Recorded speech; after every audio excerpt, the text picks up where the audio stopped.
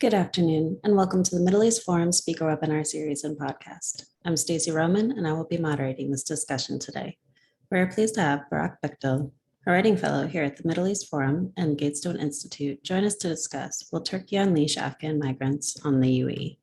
Mr. Bekdil will speak for 15 minutes and open it up for questions. Should you wish to ask a question, please use the Q&A box located at the bottom of your screen to type your question. And with that, I will turn the discussion over to Mr. Burak Bekdil.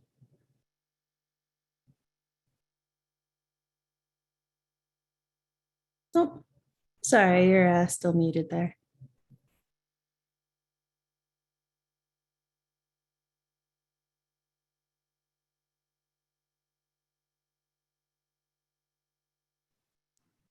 There. Yep. There we go. Okay. Again, thank you, Stacey, for welcoming me with that introduction, and thank you to the Middle East Forum and to everyone listening. Tim Marshall's best-selling book, Prisoners of Geography, uses 10 maps of crucial regions to explain the geopolitical strategies of the world powers. Marshall argues that all leaders of nations are constrained by geography, that their choices are limited by mountains, rivers, seas, and concrete, and of course, neighbors.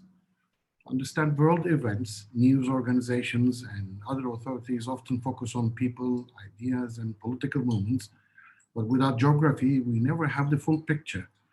That argument, Marshall's argument, is correct, but not always.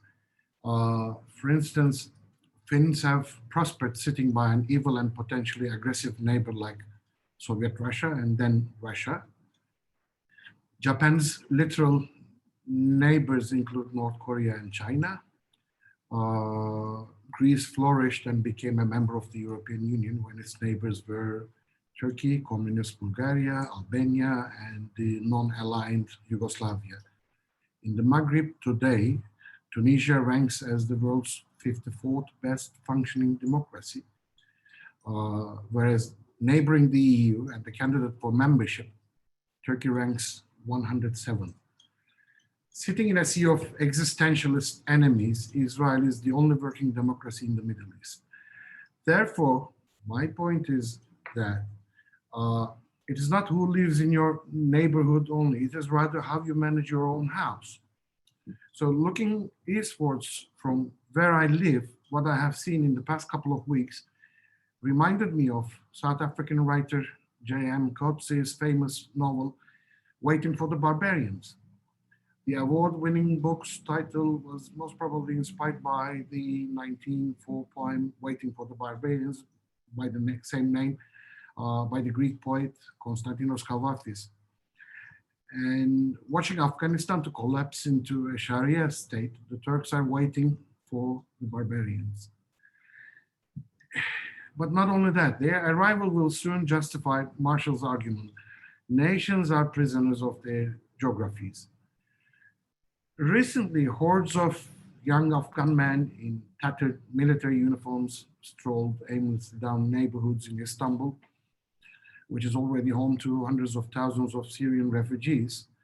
And eventually Turkish police detained and deported only 9 of them. Hundreds of others have been communicating with their connections in Afghanistan and Iran, and most likely updating them on the legal migration routes into Turkey. Afghans would typically pay smugglers around $1,000 for the trip from Kabul to Van, which is a city in eastern Turkey, bordering Iran. And with the victory of the Taliban and the collapse of the Afghan government, hundreds of thousands may be crossing via Iran into eastern Turkey, seeking the least dangerous and least costly route into European Union soil. After the United States fully pulls out of Afghanistan, Turkey's borders with Iran will be packed with people trying to get into Turkey. But once in Turkey, there's no clear path to establishing legal status or no organizations at all to support families in need of food and shelter. The United Nations High Commissioner for Refugees, UNHCR, no longer processes asylum claims in Turkey, and claims through Turkish government offices can take years. Turkey thus is facing this new wave of illegal immigrants when it is already inundated with hosting 3.5 million registered Syrian migrants, nearing 5% of Turkey's total population. Today, more than 1 million Syrian children aged between 5 and 17, or 63 of the total, are attending Turkish schools. In the past 3 years, 120,000 Syrians became Turkish citizens. They own shops, run businesses, and live in predominantly Syrian ghettos in Istanbul and Ankara. In 3 Turkish provinces in southeastern Turkey, Syrians account for more than 20% of the population. In one province, in the province of Kilis, they make up 74.3% of the total population. With a poor per capita income of just $8,000, Turks are already wary of cheap, illegal Syrian workers taking their jobs. Now this insecurity is compiled with so many Afghan migrants who will be vying for the same jobs. Turks are discovering in a very unpleasant way the virtues of a fresh surge of nativism, which will likely lead to violence. And the signs are already there. After a Turkish teenager was killed in a fight with a group of migrants from Syria, a mob, which was hundreds strong, took to the streets of a neighborhood in Ankara. They were throwing stones at the Syrian migrants' homes, ransacking shops, and chanting anti-Syrian slogans. The scene looked like a Muslim-on-Muslim pogrom. The police did detain over 70 rioters in connection with the violence. The first 10 years of Syria's civil war resulted in 6.5 million asylum seeker migrants from a population of 22 million. Afghanistan's population, on the other hand, is 75% larger than Syria's at the start of its civil war. And Afghans are facing possibly the world's most brutal army of radical Muslims, now installed in Kabul and armed with what US President Joe Biden said were all the tools and equipment of any modern military. We provided advanced weaponry, which the Taliban has captured from the disintegrating Afghan National Army. Biden has, in fact, bestowed advanced weaponry, courtesy of US taxpayers, not only on the Taliban, Al-Qaeda and ISIS, but also on Russia, China, and Iran, who will doubtless now reverse engineer the abundant material. Afghans have good reasons to flee their country by the millions, and Iran is their natural first stop. Once in Iran, they will be given easy and safe passage to Turkey. That is kind of Iran's gift to Turkish President Recep Tayyip Erdoğan. Again, Turkey is already home to nearly 5 million migrants. The incremental arrival of another 5 million would paralyze Turkey, its economy, politics, and relative safety. But Afghan migrants will not be only Turkey's problem. At the peak of the Syrian crisis in 2015, well over 1 million Syrians requested asylum in Europe. By nationality in 2015, Syrians were the biggest group among migrants of different nationalities arriving from Turkey into Greek territory. 5 years later, today, Afghans have taken the lead, and this is even before the biggest Afghan wave has even started. In 2020, Erdogan threatened to flood the countries of Europe with millions of Syrians. His government officially transported thousands of them to Turkey's border with Greece and Thrace, opened the gates and pushed them into the no man's land. Within the first week, the Turkish government claimed nearly 200,000 Syrians had entered Greece. The real number was just a couple of thousand. Erdogan's bluff had failed. Since then, he has not tried another Turkish government-sponsored migrant dump onto Greek territory. There's a lesson to be taken from this incident. All the same, if the Greek and EU border agencies do not want to relive the 2015 migrant crisis, they should review their blueprints to protect Greek territory from migrants and get ready for another inflow this year. At my home away from home, which is a North Aegean Greek island, I observed that the Greeks took valuable lessons from the refugee crisis that peaked in 2015. With the help of the EU's border security agency, Frontex, they're better controlling their land and sea borders with Turkey. That's good news. But the current Greek capabilities, augmented by Frontex, may fail to prevent a new flow of tens of thousands of refugees, this time Afghans, not Syrians. There's not much time. The barbarians are really coming. The Athens government should be financially and technologically assisted by the EU's heavyweights if countries like Germany do not want to absorb 1 million Afghans, some of whom could be radicals disguised as innocent refugees fleeing the Taliban. Greece's land border with Turkey at Evros in Thrace is well protected. The problem will be at sea. Aegean islands neighboring Turkey like Lesbos, Chios, Samos, Leros, Kalymnos, and Kos should be better protected by the Coast Guard. For that, Greece needs advanced technology such as drone-centric patrolling and a naval rapid reaction force. Erdogan has promised to fortify Turkey's difficult border with Iran, but he may not be able to do that technically. That border is extremely difficult terrain. At the same time, Erdogan is facing re-election in 2023. That will be an election where votes could be a game changer, even a few votes. And most recent research has found that 40% of the Turks who voted for Erdogan's ruling coalition disapprove of the presence of Syrian and Afghan refugees. All the same, Erdogan will try to use the Afghan card as a bargaining chip in Turkey's troubled relations with the EU, like he did with the Syrian refugees in the past few years. The undereducated, potentially radicalized, wary and poor barbarians are coming, and this time it's both Erdogan's and Europe's problem. Thank you. All right, thank you so much. So the first question we have is Iris Strauss asks, Erdogan has weaponized migration for a decade now. He has,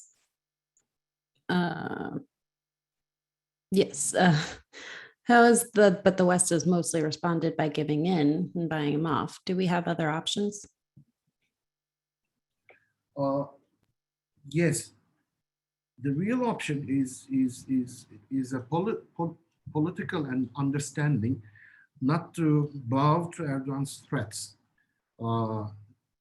As I mentioned in my short speech, the more Europe gets prepared to protect its borders from migration from Turkey, which is 99% via Greece and Greek islands, the more Europe will have leverage on Turkey and Erdogan's threats. So what needs to be done is simple.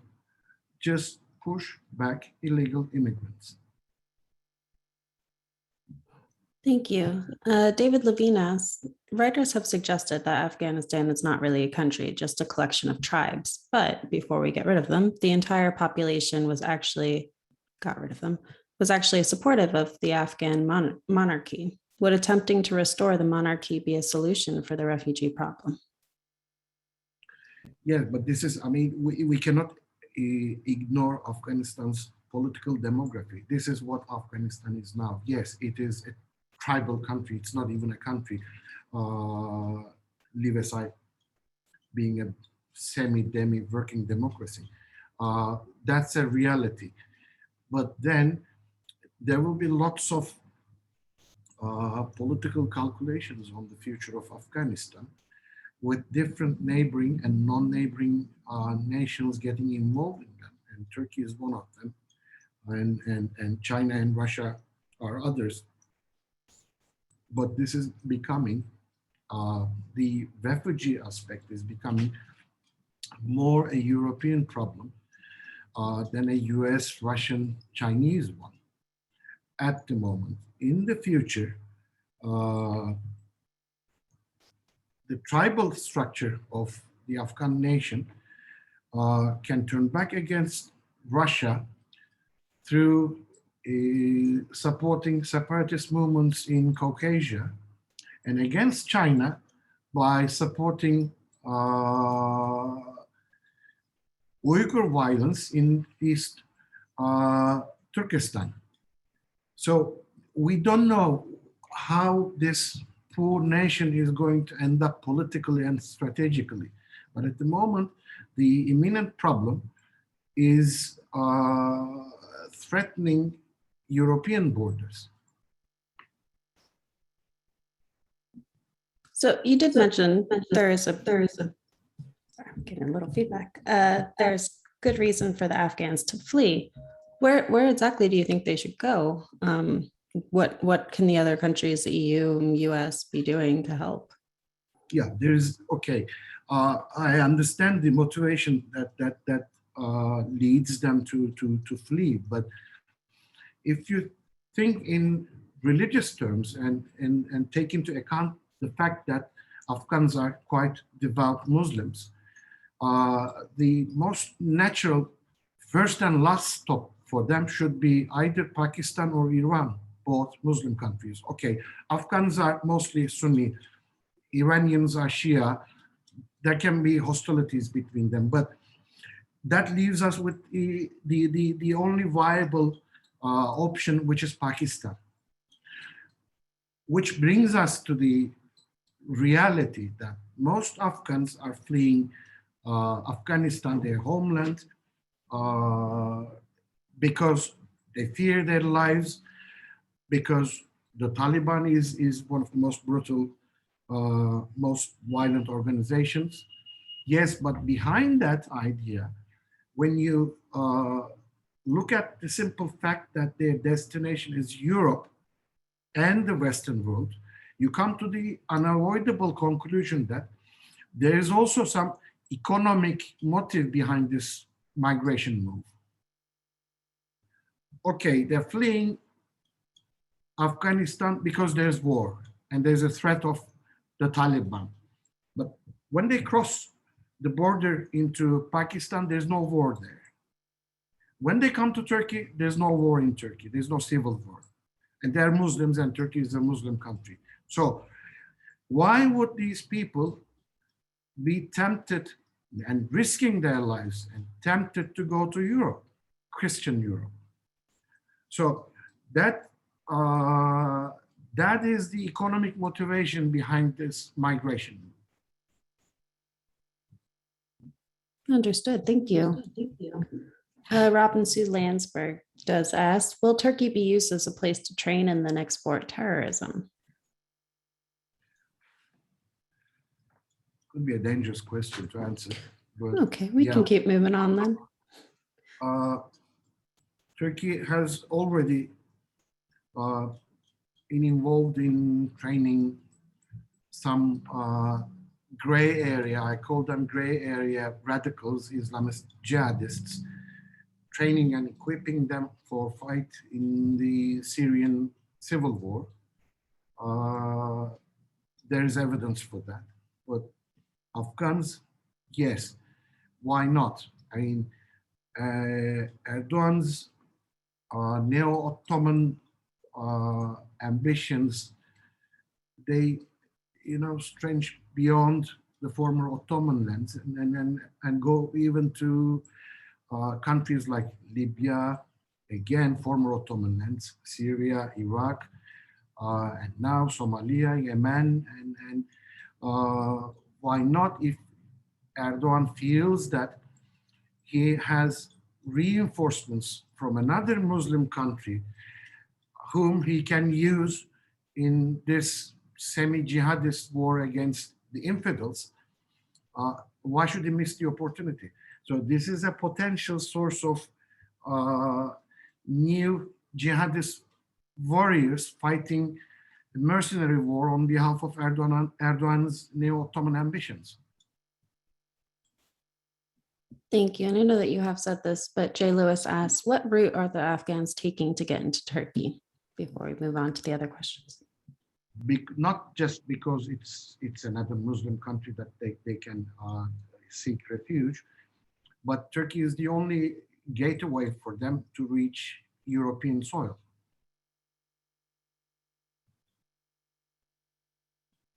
Okay, so with Turkey and Iran, you said that they were working to fortify the border with Iran, mostly for the 2023 election. But Carrie Hillebrand asks, how practical is it for Turkey to seal the border with Iran to cut down on the Afghan migration? Well, first of all, technically, physically, and technologically speaking, it is an enormously Herculean task to fortify that border. It's a very difficult terrain, and Turkey will need vast resources and technology, and it's not in Turkey's spending priority that kind of money to fortify the Iranian border in order to protect a wave of Afghan migrants. But on the other hand, that's a dilemma for Erdogan because he has to. Somehow he must find a way. My guess is my educated guess is that Erdogan will be inclined to fortify the border to a certain extent, but eventually will fail to control the border fully.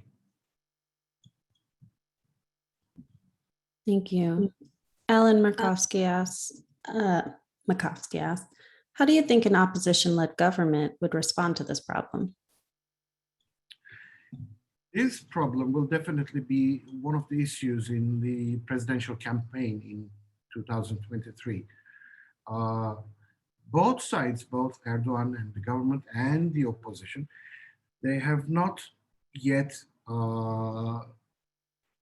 fine-tuned their policies on migration. On the one hand, there is massive discontent about Syrian migrants in Turkey and potentially arriving Afghan migrants. The opposition is trying to kind of politically abuse this and use it against the government, while Erdogan is still thinking that new arrivals of refugees, if he can keep them in Turkey, he could use them as a bargaining chip in his dealings with both the United States and the EU. But these lines are not clear yet. So both sides, the government and the opposition, must fine-tune their policies. Understood. Stephen Orlow asks, would it not be possible for Erdogan and the Turks to work their way back into the good graces of the US and Biden by using its offices to help US citizens and US allies stranded in Afghanistan? Yes, this is a matter that Erdogan is trying to use in kind of mending fences with the US administration. This is an opportunity, he thinks, which he can use by highlighting Turkey's face value to the West. Exactly. There have been allegations that Erdogan and Biden had a secret agreement for that kind of a transit route facilitated by Turkey and through Turkish territory, but that has been denied both by the US and Turkish governments. So I have no information if that if those press reports were correct or not.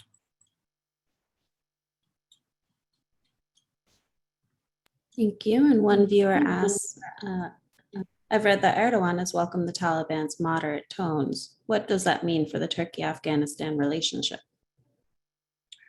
there will be lots of question marks and unknowns and uncertainties in Turkey's relations with Afghanistan, because there are millions of question marks and uncertainties about the future of Afghanistan itself. But what we have to point out from that dialogue, which Turkey has been having with the Taliban for over the past few years in Doha, Qatar, is that Erdogan wants to have a peaceful relationship with the Taliban. He recently said that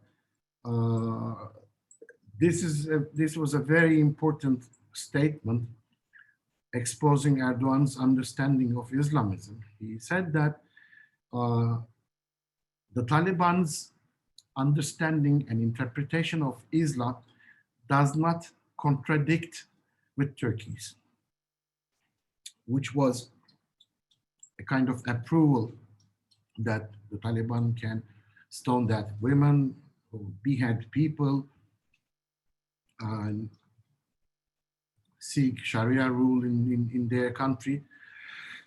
This was a kind of revealing moment for those who are trying it difficult to understand Erdogan's hidden Islamism.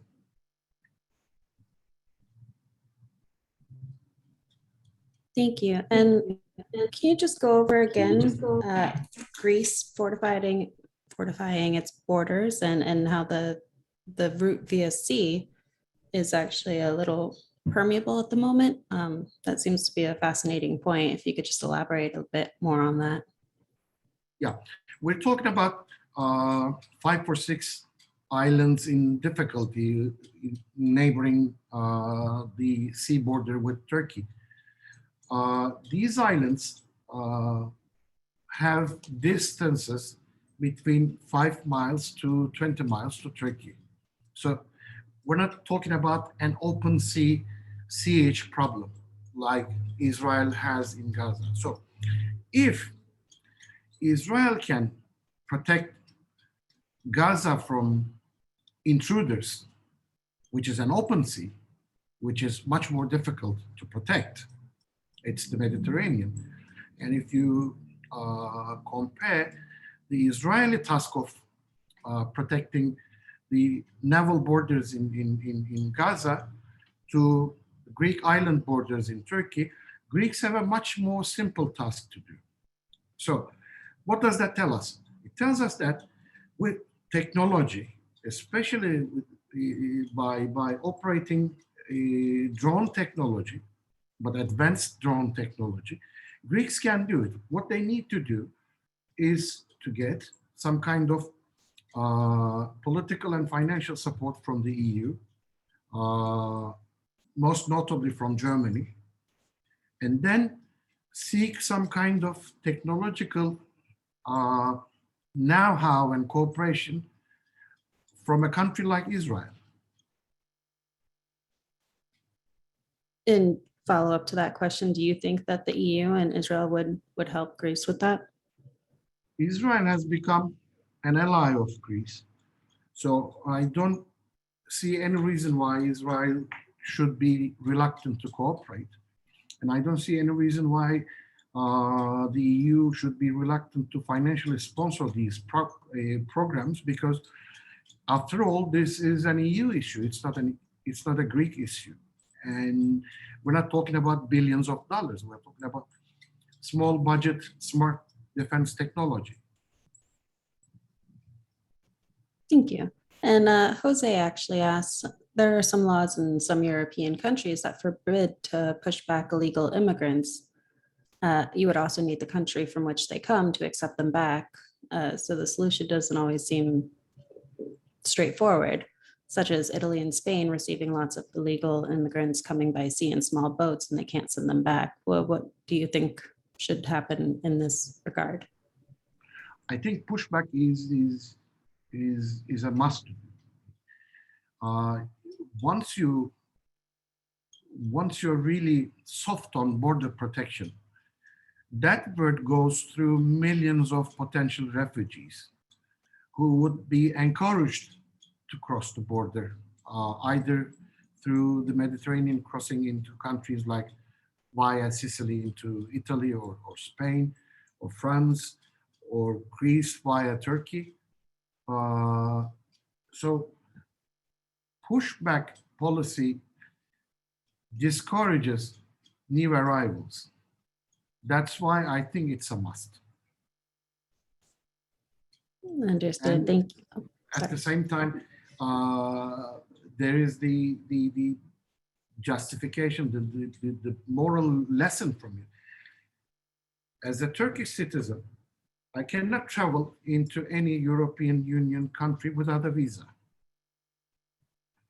With my valid passport and this and that.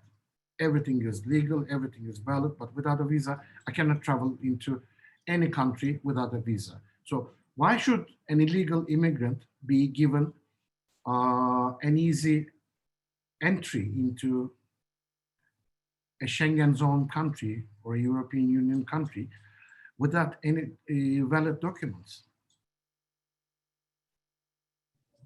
Of course, understood. And before we go, can you let our viewers know where we can find some more of your work?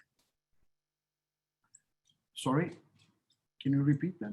Oh, could you let our viewers know where we could find some more of your work? Oh, yeah. I'm now working on a book which is going through the editing process. It's about anti-Semitism in Turkey and Israel bilateral relations since 2006 until today. That's where I'm focusing at the moment. Wonderful. Thank you so much. Well, we've come to the close of our webinar. Thank you again, Mr. Bekdil, for speaking with us today. Thank you, Stacey. Thank you. For our viewers and listeners, please note that we will not be having the Israel Insider webinar this week, and our Friday webinar will take place at 11 a.m. Eastern. Thank you all for joining us, and I hope you have a great day.